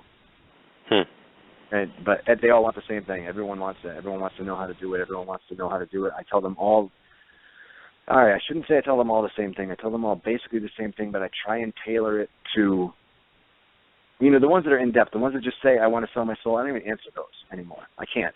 It's too much. There's too many of those. But if someone gives me like a detailed reason and introduces himself, that's always nice, you know what I mean? Then I will try and tailor my response to them. And I never want to sound patronizing or like I'm pandering to them, but it's basically the same thing. My belief after going through it is there is no devil. And there is no reason. I believe, even though I'm having a hard time finding my own strength. I believe that the strength and power for everything you want, everything, no matter what it is inside of us. I believe it's been beaten out of us by society and you know, the way things are, the way the world has become, slowly being human has beat it out of you. You know, that's the whole thing where this crab trying to get out of the bucket and all the other crabs pull him down. That kind of mentality in humanity sort of has beaten that inner strength out of a lot of people, and only a few still have it, and those guys rise right to the top because they don't care. They're the crab that says, screw you, and they kick all the other ones down, you know? But inside of us, this is what I tell everyone the same thing, that's where the strength is. That's where you will find exactly what you need to get what you want. There is no devil. Don't go looking for a devil. There is no devil. There is no easy answer that way. No one's just going to pop up out of nowhere. But I also strongly, you know, I basically just tell them don't do it. You know, it's negative. It's bad. There's some, but I don't do it. And oh God, this is so complicated. I'm so much better when I'm writing it to people because I really can think about how I want to say it. Right. The whole thing is there are some negative things in there. I don't know what they are. You don't want to mess with that. But I do not believe there's a devil, and I certainly don't. The world has enough problems, and mankind is screwed up enough without having to have invented some guy in the sky and his bitter rival below, you know, in the pit of fire. We do all the things ourselves. We don't need to blame him on a god and a devil for doing it. So there is none of that. Throw all that out of the equation. Find what you want. Believe that you can get what you want. And do you even know what you want? I have to ask people that a lot because it's shocking how many people don't know what they want. You know, I want to sell my soul. You know, I want to make a lot of money. Well, that's great, but how? How do you want to make a lot of money? What is it that you want to do? You just want to be rich? That's not a goal. You know what I mean? That in itself is not a goal. How are you going to get there? Have you thought about that? Have you come up with a plan? Are you good at anything? Do you like to do anything? Like that kind of stuff. That's where you start. What do I like to do? What do I want to do? What do I believe in? All this other stuff is just man, it doesn't even, it's monkey business, man. I mean, I'm sorry I did the documentary for that reason alone, and I'm pissed that they make it sound like that. Like, I think I said this when I was talking to Sean Stone too. They said there was a review of the film. It was generally a decent review, but it said typically this is the something for nothing generation, and typically the guy never picks up a guitar once during the film, which first of all, I didn't come here to do that. I've been doing that my whole life. It's not what I was out for. They portrayed me as a rock star kind of guy, but that's not, yes, I played music, but that wasn't what it was about. Right. And second of all, I've been doing that my whole life, man. It's not my fault they didn't show it in the film, you know? Right. It's insane. But the film depicts me that way, and that makes me angry. Because I think a lot of people misinterpret who I am. Like I am some dumb Hesher, some rock and roll dude who just wants a bunch of stuff for nothing, man. That's how they portrayed me. Right. I'm still angry about that, and I think that was part of the joke with them. Like, oh, it's so funny. It's not funny. That's me, and nothing could be further from the truth, like at all. So that upset me a lot of this. And I get a lot of those people. That's the total opposite of what I thought of you watching the movie, and I don't know, I'm not saying that that's how the movie portrayed you in my eyes. I'm a very good reader of people. I'm in the entertainment business myself, and I'm able to. I see people constantly every single day. I'm talking and dealing with people all day long. So within 5 seconds, I can tell truly how a person is. I'm a good reader of people. Right. And just watching the film, even though I could see how they were trying to portray you, I could see you for you. And I can see how some people can get it wrong and interpret you wrong. But I can see you for you, and that's the reason why I wanted to have you on tonight, because I wanted to be able to talk to you and to get your story out there for folks to hear the real you, to get to know who you really are, and to learn about what things had happened to you or what things happened to you that people maybe should think twice about. And so therefore I wanted it to get to the inner Kai, basically. I'm grateful for that, I have to say, but I know that most people, and it's just the way it is. Most people everything is face value, Yeah.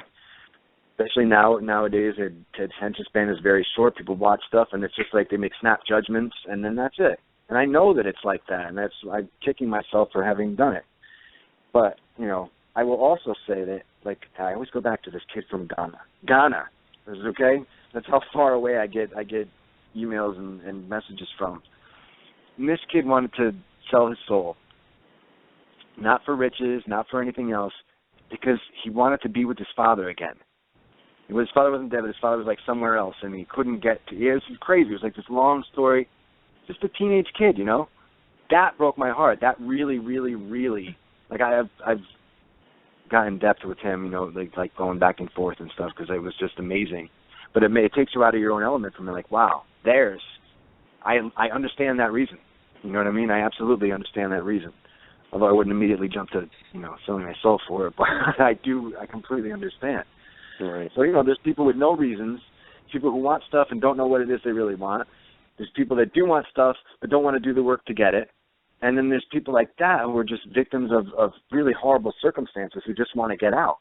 But any way you slice it, any way you look at it, I'm going on record as saying I don't believe in the devil, but I absolutely, absolutely believe there is some bad stuff out there, some negative, dark, creepy, I don't even know what you would call it, but it's out there, and it's not really hard. It's pretty easy to tap into, and I actually think it's permeating our entire culture, because it seems more and more every day. like I agree. You're preaching to the choir. Is like, I feel agree. like we're going backwards. Yeah. You know, you can't even like relate to people anymore. It's horrible. It's meanness and just a lot of bad stuff. I'm like shocked at what I see. You know, a lot of the innocence seems to have gone. A lot of the intelligence with it, unfortunately. So yeah, but there's some dark things out there, and you know, who knows? There's probably if like I believe or think I believe that by releasing that film, actually releasing it, that sort of compounded the energy. Think of how many other things are out there doing the same thing. Right. You know? Right. And with the internet like being like 24/7, like you know, it used to be you could turn the TV off, right, and then whatever horrible things were coming through there, you know, you're shutting it off at least, right? Turn the radio off, whatever. But now it's like computers are on all the time. Whatever that stuff is still sitting there in cyberspace. I swear. You were talking about stuff leaking out of the mirror. Maybe it's leaking out of your computer too. You know, and infecting like the entire world with some sort of negative spooge. I don't know. Something's out there. Is it demons? I don't know. I really don't know. I don't think so. Although I have, actually, Anthony, I heard we're into like aliens and stuff, and I have a theory on all that stuff. Because we gotta have Kai back on the show. Kai, you got to come back to the show. You really do. I'd be happy to. I just so that it ties into this, I'll say, did you ever read Childhood's End, Arthur C. Clarke?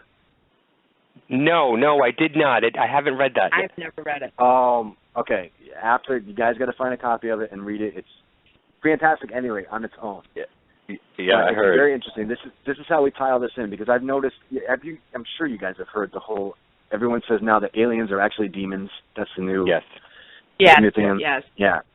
I'm gonna put that in reverse, because I don't believe there are demons. I don't believe in that. Come on, that just doesn't make any sense. Maybe interdimensional or something, but certainly not like actual hellfire demons and all that. Angels up above. However, in Childhood's End, these giant UFOs, just like Independence Day, like these giant UFOs. That's where they got the idea. Come over and like just hover over cities for like this long amount of time, and they communicate, but they never come out. No one ever sees them, and they call them the overlords, and they make the world a better place, and they don't want anyone to see them until they're about to take everyone away. When they finally come down, they look like devils. They have leathery wings and red skin and horns and all that kind of stuff. And I read that as a kid, and I have always thought ever since that's where our imagining of like demons and stuff comes from. It's not that aliens are demons. It's that. Wait a minute. Let me think how to say this, because now my words are all twisted up. Aliens are real. I think people mistook them for demons. That's what I'm trying to say. Yeah, the perception of it is the perception of it. And right. I also believe, I believe that we are some sort of bizarre construct of some alien mind that came here and saw some pretty interesting, bipedal but very animalistic creature and said, what if we put some of this gene in with that and let's see what we get? And that's where we came from. That's why we're so messed up. But I think I thought that's since I was a kid. I think that's where all our things of God's coming from the skies and demons and bad and all that kind of stuff. I think that's where that comes from. So I don't believe there are actual demons sitting in dark caves, grinding up human bones and all that, the whole Dante's Inferno stuff. Oh yeah, I think that was stuff that scare people. Kai, we've done so many shows, and I've done so much research on the idea, because ancient civilizations have studied. I mean, obviously, in ancient times, there was no television, there was no entertainment. Basically, all they did was be able to look at the stars at night and look at the constellations and the sun and the moon, and so they equated the universe, and they gave them human forms. And so that's where we're getting this God, and that's where we're getting the devil, and that's where we're getting all of these things. I found so many interesting things that I blew my mind at first, and we've done so many shows on it. But people don't believe it. They don't absolutely. believe. Well, think about what you just said too. Back then there were no TVs, no anything. All they had was themselves and the outside.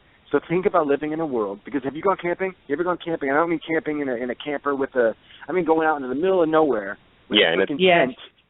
It's scary. Yes. I don't care how old you are, how prepared you are, how many beers you drink, and you're tough with your friends. As soon as everybody falls asleep, That's scary. Now, can you imagine that's your life every night? There is no going back to your warm bed and turning on your warm lights and watching The Voice or whatever the hell it is people watch these days. I mean, there's none of that. None of that. No diversions. Add on to that the necessity of controlling people because, how are you going to control people? The best way, the only way to control people, especially back then, is by saying, if you don't do this, God is going to kill you or God's going to be mad or whatever. Well, oh my God, if God said it, I have to do it. It's all control. It's all insane. All of it, every single amount of it. Anyone who's killing for their God or whatever oh my God, they should be killed themselves. I'm sorry. I'm so tired of all of that. The frightening of people and the obvious warping of minds. I'm not going to denigrate anybody for what you believe. But, man, let's dial it back a little bit first. Let's at least leave our minds a little bit open here, to the possibility of something else. Because how many religions are there in the world? You can't all be right. Right. You cannot all be right. My wife is Buddhist. She's Thai. She's Buddhist. Now, many Christian people all say, if you don't believe in, if you don't believe in Jesus, you're going to hell, no matter what. You can be the greatest person in the world. If you don't believe in Jesus, you're going to hell. She doesn't even know who Jesus is. Okay, I've had this conversation with her because it was the perfect person to ask, They don't know who Jesus is. So right there, the shot, your whole thing is gone. It doesn't even make any sense. You're going to send to hell a bunch of people who never even heard of you? It's craziness. There's a million religions. Thank you for saying that. Well, because I don't want to bring people down. It's cool. Whatever gives you power for yourself, fine. But when that power starts turning into power hungriness and putting other people down or God forbid, killing people, no, man, you got to dial that stuff back. Really, let's all get a grip and take a look at the emotions that you're attributing to what you're saying as a God. But these are very clearly man-made emotions. A jealous God? Who the hell ever heard of something like that? It's insane. So what makes those real and the Greek gods not real? Because someone said so? They're just stories, man. They're all just stories. All of them are stories. No one knows who told them even. You question them. If someone tells you a story and you're like, oh man, who told you that? You question them, right? One person, one person's separation between that story. You question them. You get 2,000 years of separation. How many billions of people is that? And you just take it at face value because someone told you God said it. That pisses me off. Really, really makes me mad because there's no logic to it. There's no thought process to that other than I will obey, God is great, and you will die. Come on. Everybody needs to wake up, man. We can, first of all, we can talk for hours and days on this topic. I know, I'm sorry, and Lucy, I do that. No, I do that too, and Lucy has to, break out the whip on me. But we haven't even gone into the whole idea of Old Testament and New Testament. And so when did God change his mind and say this is okay now to do? We could be here for years talking about this whole thing. Which is why, Kai, you have to come back. We need to continue this discussion. Oh, yeah, because you hit on so many points that we've already talked about, that we've questioned. And, one thing I have to say, watching this film, I never once got the idea that you truly believed in this. I knew from watching it that you're a great guy. If somebody had asked me about you, and I was like, he's a really nice guy. You have just confirmed everything that I felt while I was watching this film. Good. That's a good thing. Seriously. So it's like, this has been like such an eye-opener to talk to you. We really hope that this story sinks in with our listeners. So you definitely have to come back. But in the meantime, that'd be great. Where can people go to learn more about you? Where can they check out your music and your films? The only place that I have anything up that I can actually direct you to is just my YouTube channel. It's just, youtube.com/Eerie Little Pictures. Okay. Yeah, that's just go there. Like Cupcake's on there. You can see the whole of Cupcake. You can see my music videos. I don't really have those are the things I have up there. It's like everything else is in limbo. Or you can go on Netflix and watch Gray Skies. That's the feature film I directed. Although we'll talk about that. You know what? Thank you so much for coming on the show. Thank you guys for having me. About everything. And for listening to my my rants. I probably just, I don't even know, blew the airwaves up. I do that a lot. Sorry about that. No, it was awesome, it was Kai. awesome. Thank you. It was absolutely awesome. We wish you the best of luck. We hope that all your dreams come true, and you really do have to come back. Well, thanks so much, you guys. I definitely will. Just let me know when, and I'll be ready. Absolutely. Thank you, Kai. Have a great weekend, and we'll talk to you soon. Okay, thanks, guys. Thanks, you too. Kai. All Good right. night. Bye-bye. I just, all that kept ringing in my head was preach on, preach on, preach on. That's all I kept saying in my head. It was like listening to you. We're probably going to get tons of hate mail, but you know what? I don't care. This is our show. We're entitled to an opinion, and that's all it is an opinion. But, we're trying to speak the truth, or not truth. Well, yeah, truth, but reality. A little dose of reality doesn't hurt. Someone else's opinion. And just because someone's opinion doesn't match what you believe doesn't necessarily mean it's wrong. I mean, it's what we've said all along. I'm really glad that we had him on the show. I want to hear more about what he thinks, and honestly, like I said, I mean, really, at some points it was like listening to you. Some of these things. He's awesome. He's a great guy.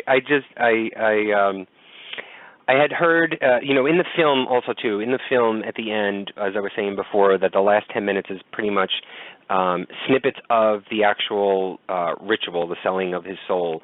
Very little bit. You see him in the center of the painted material that he's standing on. The lack of a better word, altar, I guess. The candles all around, and the black mirror that's there, and he's holding up the paper, which I guess is the incantation that he has to read. And you see him get to that point, and then there's some sort of scuffle of some sort. You don't really know what is really going on.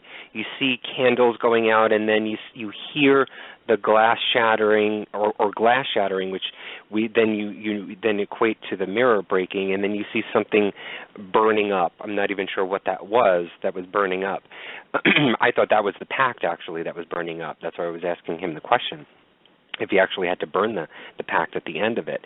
And then it fast forwards 1 year later, and the directors go back to him 1 year later and sit him down in this, dimly lit room, almost like he was being interrogated by some, police department, and talking about how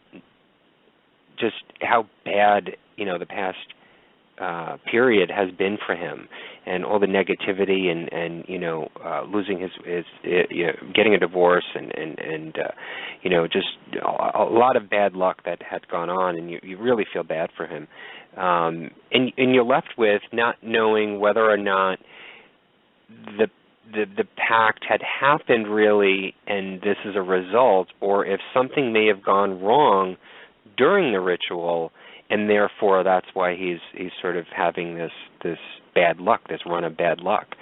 And I was curious to find out what that was all about. I mean, it's interesting. First of all, I've never really spoken to anybody that has ever gone through this type of ritual, selling your soul to the devil. I mean, come on, that beats out any other sort of seance and, anything else that people see on TV or anything else. I mean, this is selling your soul.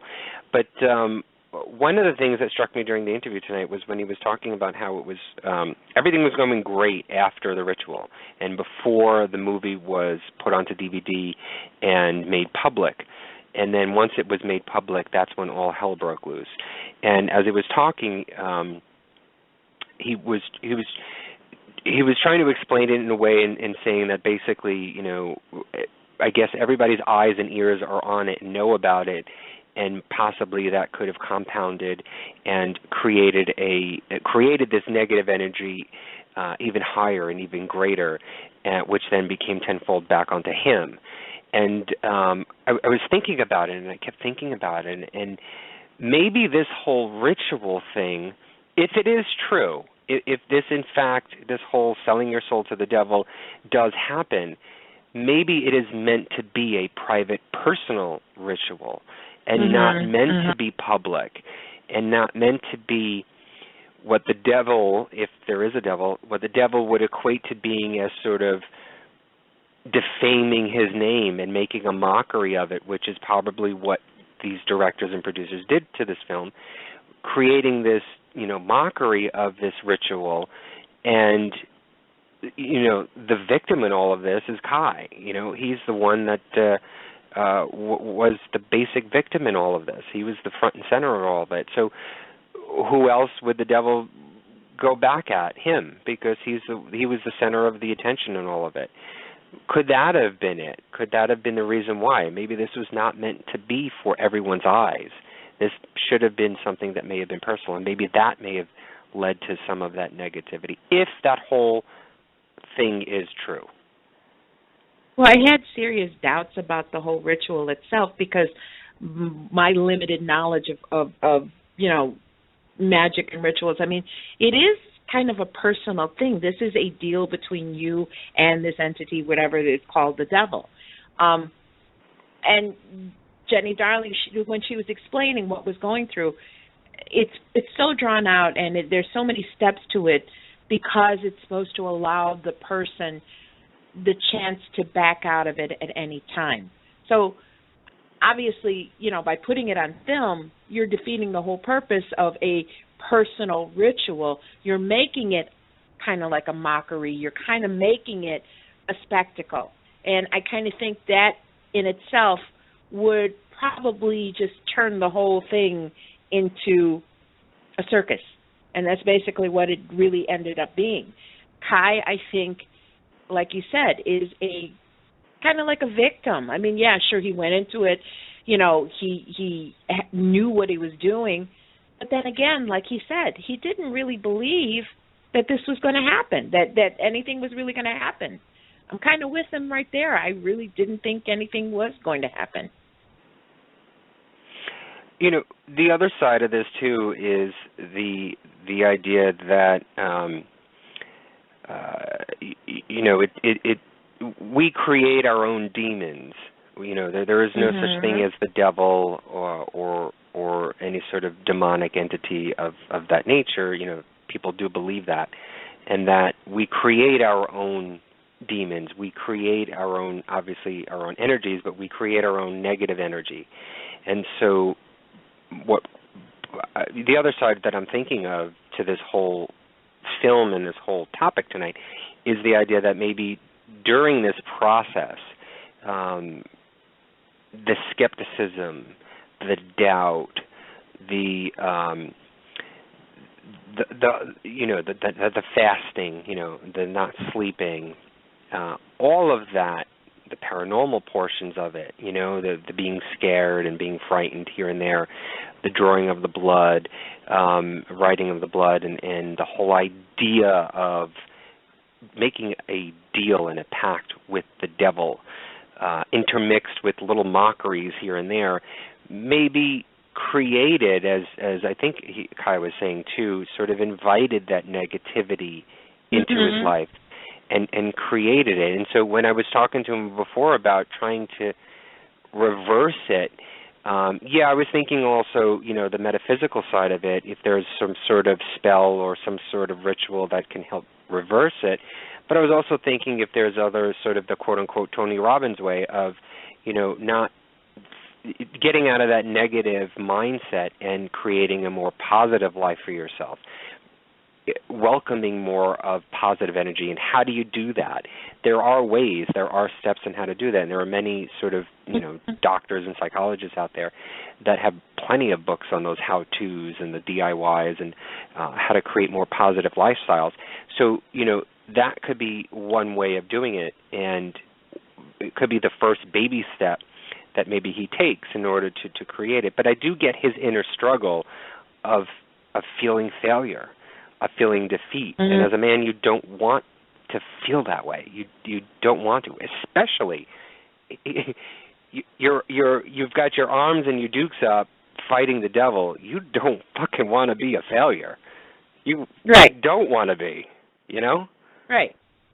But see, And the chat room really said it. I mean, when he was talking about feeling like being at the bottom, being, the negative, the chat room pretty much had it. You got to look towards the positive. I mean, I truly believe that we manifest what comes to us. And if we keep thinking negative, universe says, hey, you know what? She must really like negative. I'm going to give it to her.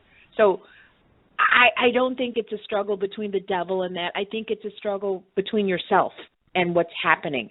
You're going to look for the positive. You're going to get the positive. You're going to look towards the negative.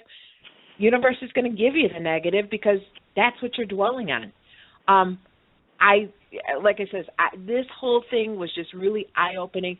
One thing that I really have to say something on is the negative reactions he's getting. That, to me, is just, like, unbelievable. I can't believe how people who call themselves Christians, and I'm not going to bash. You can't believe that? You can't believe he's getting those? We get it all the time. We get it all the time. But it still amazes me that Christians can, like, threaten and say, all this negative. Where's all this love and harmony and peace and good stuff that you're supposed to believe in when you're going to down somebody that has a different view than you or goes on a different search than you? Well, I don't get it. What's that group that goes around, the God Hates Fags group that goes around? Rural Baptist Church. Yeah, they go around to funerals and protest funerals of people who they feel as though has sinned and protest their funerals. That's disgusting. There are some folks who have soldiers who have served overseas they've died. They've gone to their funerals and protested them with their family members grieving right there. That's disgusting. And they're supposed to be of a faith, of a religion, of a loving religion. Right. That's disgusting. Right. To me, that's worse than what Kai did.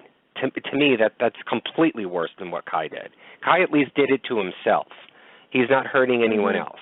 He's not doing it to defame or to hurt or harm anyone else. If anything, he was doing it to hurt or harm himself. If that was the case, if that was the result of it, that disgusts me. It was a personal search for his own answer, and obviously, it didn't turn out the way that he thought it was going to. And you know what? It's his lesson. It's not my lesson. It's not anybody else's. It was his lesson. And that's where it's got to be left. But he's a great person, and I really, really want to bring him back. And I think some of the things that it would be a great show to have him back. It really would.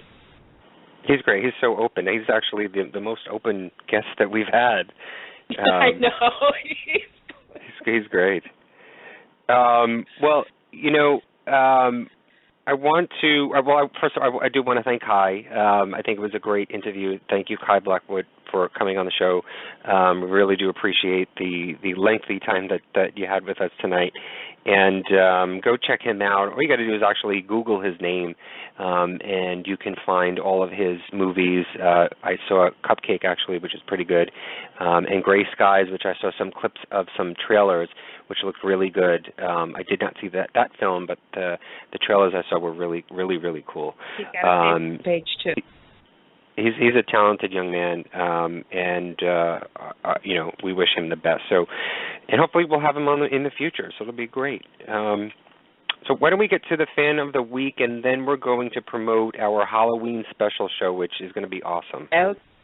Okay. Well, the Paranormal Review Radio Fan of the Week this week is from YouTube.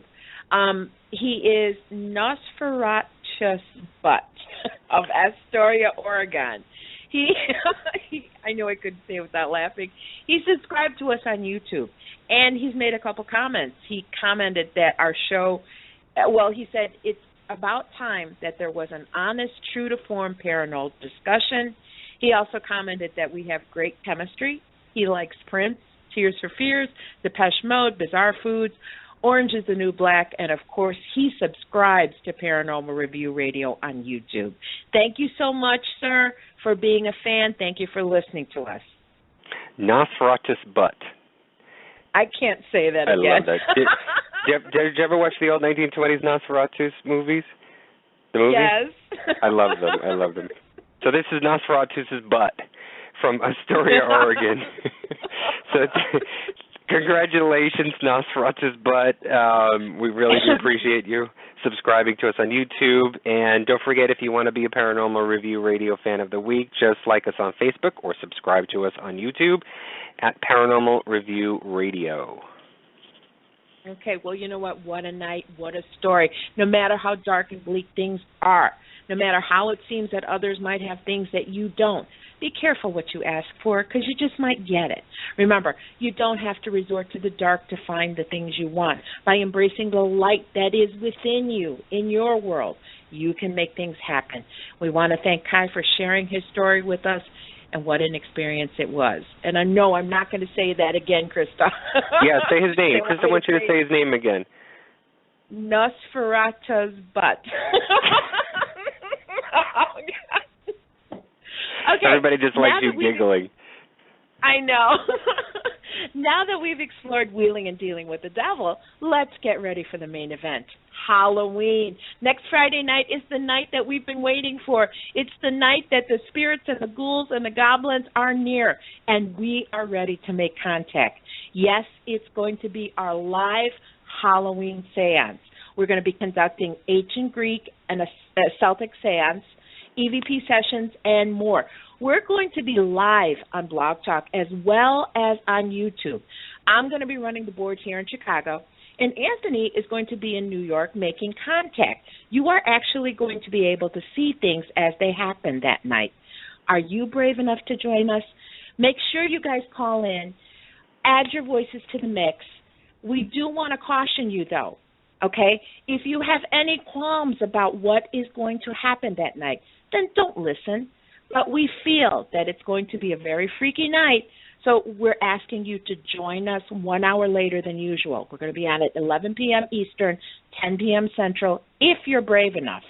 Yeah, it's going to be it's going to be a really awesome show. I'm actually compiling all of the rituals. I'm going to go out this weekend, actually, to get the herbs that I'm going to need. They're very basic. First of all, ancient Greek is the original birthing of the seance rituals. Seance, the oracle, all that's from Greek. Exactly. So we're going back to basics. We're going back to the roots, and so why not do this on Halloween? So we're going to go to ancient Greek. Now, the Celtic seances, they are a little bit more ritualistic in nature. They have some protocols. I may or may not do all of them. I'm going to try and abide by them. But I'm also gathering some of the things that I've researched that attract more spirits. And that happens to deal with the elements. So it's, water, it's the herbs, some of the stones that I'm going to gather this weekend, get that all together. Now, with that said, I'm also going to do protection as well. So I'm going to be doing, because this is going to be not in my home, because I refuse to do this in my home. It is going to be outside of my home, on the grounds of my area, but it is not going to be in where I live. I am still going to do protection of my home, outside of it and everything else. I'm going to do all of that protection. But, yes, we are going to do it on Blog Talk Radio, and we're going to have it on YouTube. I'm not sure if anybody is going to be on Blog Talk, because probably mostly everybody will just go to YouTube Live anyway and just watch it. But we'll just have it there on both for everybody. So check out on our Facebook page. We're going to have a lot of promotions. You can check out our video on YouTube, and I'll put out pictures and stuff of what I'm going to actually put out on the table. It's going to be really awesome. So hit the remaining part of the ending, Lucy, and we'll see you guys all next week. Well, we want to thank you, everyone, for spending another Friday night with us. You guys all rock. Thank you, Anthony, for another spectacular show. So until next week, my little pretties, keep getting ready for the big night and have a paranormal week. Good night. Good night, everybody. Paranormal Review Radio.